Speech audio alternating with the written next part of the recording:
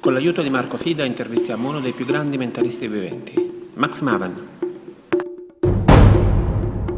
Max, I know that you could speak Italian with a Roman accent. Not very well, but yes, I speak some, a little bit of Italian. It's really interesting to follow your life and to travel all over the world. You can speak Japanese. I do a lot of traveling. Last year I was in 11 countries. So this year probably it will be a similar total. I don't speak so many languages. The ones that I really speak well at all are English and Japanese. But I can do a little bit in French, a little bit in Spanish and Italian. I can understand a small amount of German, even a few words in Dutch. So I can get around. All those things. And Marco, where you first met Max? Well, the first time I met Max, it was in Chicago at the Invocational meeting. That was in 1988, so a long time. Long time. And my first question to Max was, they told me that you do terrific card tricks. Would you like to show me one? And he gave me a look that I will never forget. So that was my introduction to Max. And you remembered that longer than you would have remembered any card trick. Yes, absolutely. You're right. So this is how we met, and Max has always been a friend and also a mentor. I'm very proud that I had the opportunity to translate his main work, which is Prism, and so I think this is also brings our conversation to creativity, because Max is one of the most creative expert, not just in the field of mentalism, but in the whole field of mad magic. So can you tell us maybe something about your creativity process? Well, I don't have a formal process for being creative. Maybe there exists one, but I don't know it. And I think for me, when I create something, it's different almost every single time. Because sometimes the inspiration can come from seeing someone do something and it inspires something completely different. Or another time, if we're creating a magic trick, maybe it's the principle that comes first, or the technique. But maybe it's the story, or maybe it's just one moment in an image.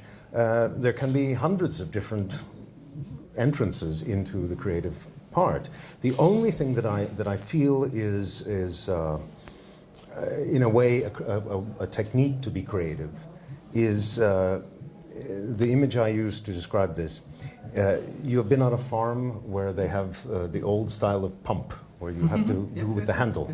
Okay. And you know that when you do this the first few times, there's no water. Yes.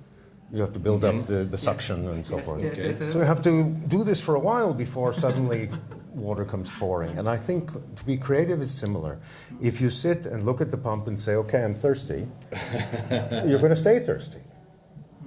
You have to put in some work. So what I have done over the years, not always in the same way, but is to try to push myself to be creative, even when there is not a specific task. Of course, I'm always hoping I create something that is useful, either as an idea or as a routine for my own use or as a routine for others. Okay, but even to create, just to be creating, if you push yourself that way, I think it's like starting the flow of the water. And then when the water is flowing, it's much easier to get wet in creativity. Okay. Sorry.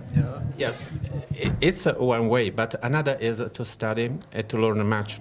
I know that you. How many books do you read in 1 month? Well, it's not the precise number every month, because it depends in part on sometimes if I'm working on a particular project or if I'm traveling. But in an ordinary month where I'm not traveling or doing some time-consuming project, I read about 150 books and magazines and newspapers in a month. Now, some of them are small magazines, some of them are big books. It's not all equal, but it's about 150 total.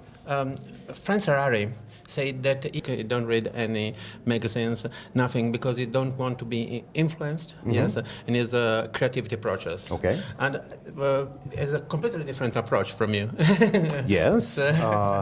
I'm sure it's possible to be creative in a vacuum.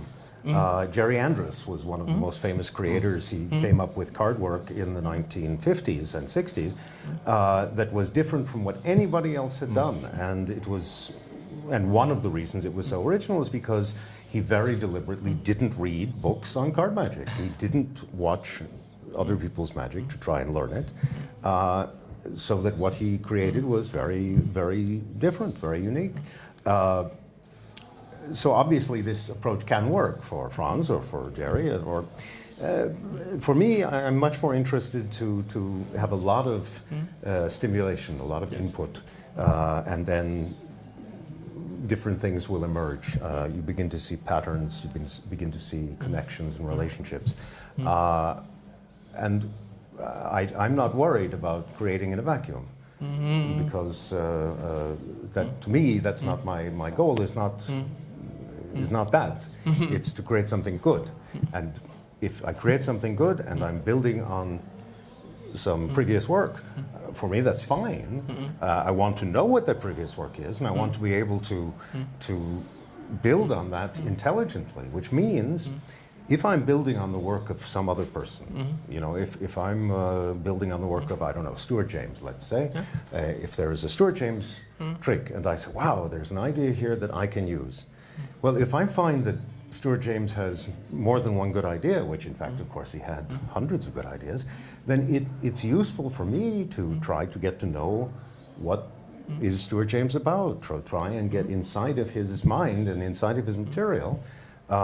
Because if he has inspired me once, he'll probably inspire me again and again and again. And it's not only Stuart, who I was lucky enough to be friends with, and I studied Stuart's work very deeply, but many other people, including some who were dead before I was born, but who I formed relationships with.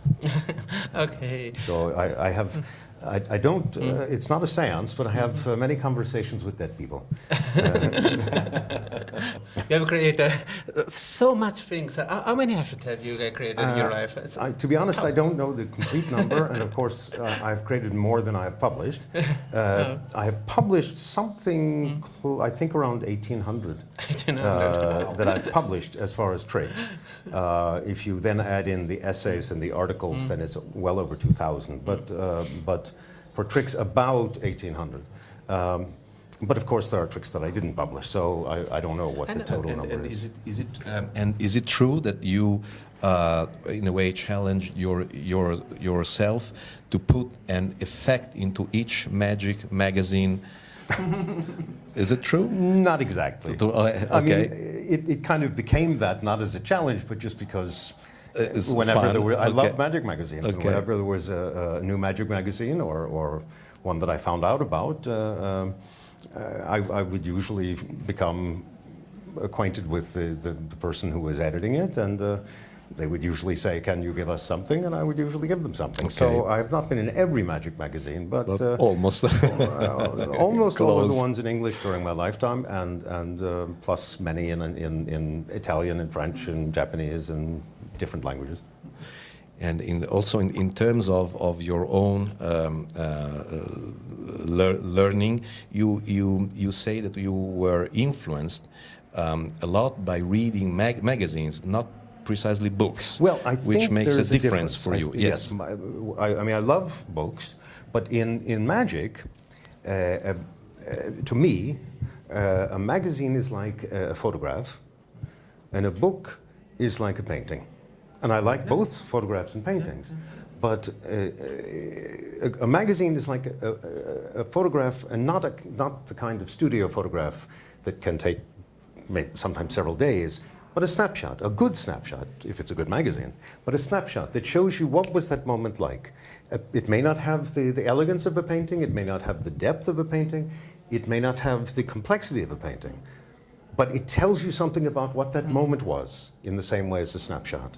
And so when you're reading magic magazines from the past, each magazine is a snapshot of that moment in time. And if you begin to read enough of them, you begin to find out the mentality of that time period and that place and what was going on. You know, you read early issues of Genie and you feel like you're in Los Angeles in 1938, let's say, and then if you look at the Sphinx, let's say, or the Jinx, or Paul Bear, any of the magazines, you get a sense of what was happening in magic, particularly in a certain time and a certain place, and you begin to see connections and patterns that in a book you may not see. You cannot find. Because in a book, again, it's like a painting. The person has made more careful choices, more slowly, and that can be wonderful. That's one of the reasons that a book is great. But it tells you, I think, a little less, because the person who's preparing the book has more time to make cosmetic adjustments, to say, well, it's a little prettier if we put more red here. Okay. And I also have a question that maybe the people listening to us are also interested in this. Yeah. After Dunninger, you've been the most copied mentalist in terms of performing style. And okay, maybe I'm not sure. Well, I do think so. But and so my question is, what would you say to someone who would like to develop his or her own style in doing mentalism? Well, I would say, first of all, don't copy me, because if you do, you will never be other than, at the most you can be is second best. And there is someone who actually... Well, there's been more than one, actually. I know of three, although I only know of one who did it for a long time. Even in other fields, even there is what's the name, a fighter. Oh, a wrestler. A wrestler, yeah. yes. I never found out. He kind of disappeared, but there was a wrestler named Maven, and it was his real name. Yes. And I never found out. He's young enough that it's possible, because Maven is not such a normal name, and it was his given name, not his family name.